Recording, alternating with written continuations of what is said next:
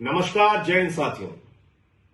भारत दुनिया का सबसे बड़ा लोकतंत्र है और आज कई राज्यों के चुनाव परिणाम आए हैं। आपने देखा तमिलनाडु में कितना बड़ा बदलाव हुआ। एक नई पार्टी टीवीके, जिसके नेता विजय को इतना भारी जन समर्थन तमिलनाडु की जनता ने दिया। लोकतंत्र में कई बार ऐसे फैसले जनता देती है, एक नई पार्टी के पक्ष में अपना समर्थन देती है। वो तमिलनाडु में देखने को मिला। बंगाल में जो कुछ हुआ, आज उसको लेकर टीवी चैनल पे जश्न मनाया जाएगा। गोदी मीडिया बड़ी बड़ी बातें करेगा, तमाम उपलब्धियां गिनाएगा मोदी जी की और अमित शाह जी की और भारतीय जनता पार्टी की नीति की, रणनीति की, बहुत सारी बातें होंगी। लेकिन क्या यह वास्तव में लोकतंत्र की जीत है? क्या यह जनता के फैसले की जीत है? क्या आज इस चुनाव परिणाम के पीछे का जो सच है वो इस देश के लोगों को भूल जाना चाहिए और सिर्फ बीजेपी का गुणगान करना चाहिए? मुझे लगता है नहीं। सारी चीजों का मूल्यांकन होना चाहिए। किस तरह से बंगाल के चुनाव को चुनाव आयोग ने प्रभावित किया, किस तरीके से एसआईआर के जरिए जनता के वोट को लूटा गया। आज पता यह चल रहा है कि 3 से 4 लाख वोटों का अंतर है बीजेपी और टीएमसी के बीच में। यह पता चल रहा है कि 2% वोटों का अंतर है टीएमसी और बीजेपी के बीच में। हो सकता है उससे भी ज्यादा हो जाए, 2-4% हो जाए अंतिम परिणाम आने तक। लेकिन क्या यह 2-4% का जो डिफरेंस है यह सही है? यह वास्तव में बीजेपी का चुनाव जीतने का आधार है? क्या सचमुच में इस अंतर के साथ बीजेपी चुनाव जीत सकती थी? नहीं। 3 से 4 लाख वोट का अंतर है, लेकिन 27 लाख वोट लोगों को डालने नहीं दिए गए। और इस काम में माननीय सर्वोच्च न्यायालय का भी फैसला आने में विलंब हुआ। और सर्वोच्च न्यायालय का फैसला तो सब लोग सुन के हैरान थे कि अगली बार वोट दे देना। अगर आज वो 27 लाख वोट, 27 लाख मतदाता अपना मतदान करने से वंचित नहीं रहे होते, तो क्या आपको बीजेपी की इतनी बड़ी जीत देखने को मिलती? नहीं मिलती। एक अलग तरह का परिणाम आज इस देश के सामने होता। और आज जो बीजेपी जश्न मनाने का काम करेगी, गोदी मीडिया जश्न मनाने का काम करेगी, ज्ञानेश कुमार जश्न मनाने का काम करेंगे, वो नहीं हो पाता।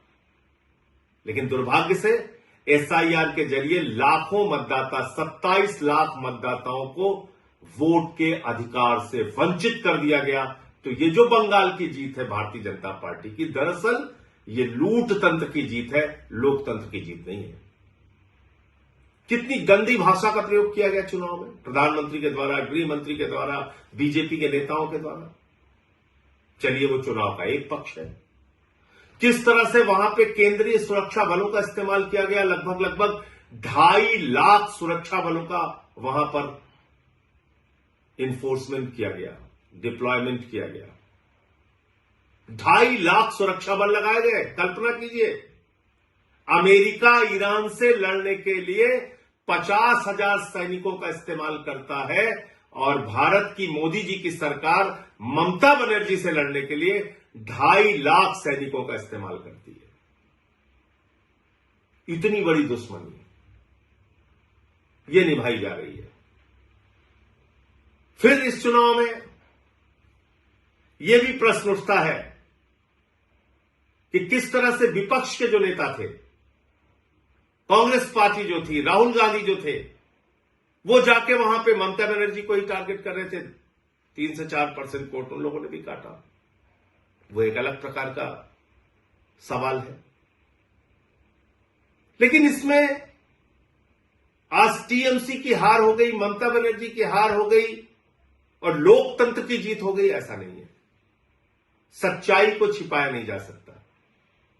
ये एसआईआर के घपले की जीत है, ये ज्ञानेश कुमार के घोटाले की जीत है, ये मोदी अमित शाह के द्वारा केंद्रीय सुरक्षा बलों के बेजा इस्तेमाल की जीत है, ये मोदी अमित शाह के इशारे पर चुनाव आयोग एजेंट बन के बीजेपी का जिस तरह से काम कर रहा था और वहां पर सरकारी अधिकारी चाहे चीफ सेक्रेटरी हो, डीजीपी हो, तमाम जिलों के अधिकारी हो, एसपी हो, डीएम हो, जिस तरह से उनको हटाया गया, ये उसकी जीत है, ये लोकतंत्र की जीत नहीं है। इसके अलावा भी दूसरी बात है, जनता से भी कई प्रश्न हैं।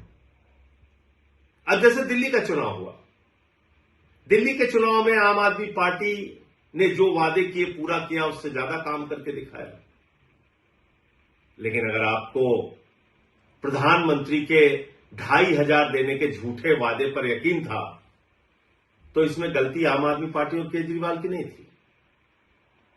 आज अगर बंगाल के चुनाव में, पंजाब के चुनाव में या दूसरे राज्यों के चुनाव में भारतीय जनता पार्टी जाती है, झूठे वादे करती है, उत्तर प्रदेश के चुनाव में, और उसका मूल्यांकन किए बगैर अगर आप उसको वोट करते हैं, तो इसमें उन पार्टियों की गलती नहीं है। हमको भी अपने बारे में सोचना पड़ेगा। पंजाब में हमारी सरकार ने जो वादा किया उससे ज्यादा काम किया, दिल्ली में हमने जो वादा किया उससे ज्यादा काम किया,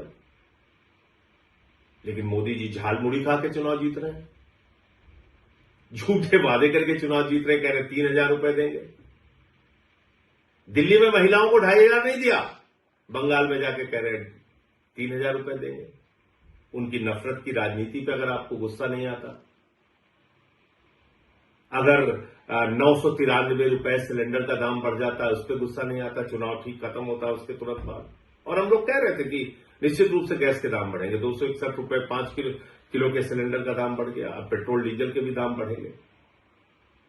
लेकिन अगर इन सब बातों से जनता को कोई फर्क नहीं पड़ता, तो भारतीय जनता पार्टी को क्यों फर्क पड़ेगा? मोदी अमित शाह को क्यों फर्क पड़ेगा? वो तो अपना ये लूट तंत्र का खेल चलाएंगे और जैसे चाहेंगे देश में महंगाई बढ़ाएंगे, जैसे चाहेंगे पूंजीपतियों को बढ़ावा देंगे, जैसे चाहेंगे सरकारी तंत्र का दुरुपयोग करेंगे, जो उन्होंने बंगाल में किया। ईडी का दुरुपयोग किया, सीबीआई का दुरुपयोग किया, चुनाव आयोग का दुरुपयोग किया, हजारों करोड़ रुपए पानी की तरह बहाए, अधिकारियों की ट्रांसफर पोस्टिंग सस्पेंशन किया, 2.5 लाख वहां पे केंद्रीय सुरक्षा बल लगाए, चुनाव का माहौल बिगाड़ा, जो कुछ भी वो कर सकते थे उन्होंने किया, और बंगाल में बीजेपी आज चुनाव जीत गई। लेकिन याद रखिएगा, उड़ीसा की हालत अभी आपने देखा होगा, जीतू मुंडा की तस्वीर देखी होगी, किस तरह से वो अपने बहन के कंकाल को अपने कंधे पे लेके डबल इंजन की सरकार में बैंक जाते हैं 20,000 रुपए पाने के लिए। बंगाल में भी अभी आ गए। जो नफरत की राजनीति पूरे देश में बीजेपी कर रही है, अब उसकी शुरुआत बंगाल में भी होगी।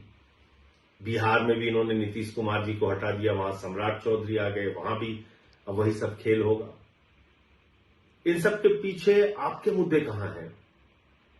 देश कहां खड़ा है?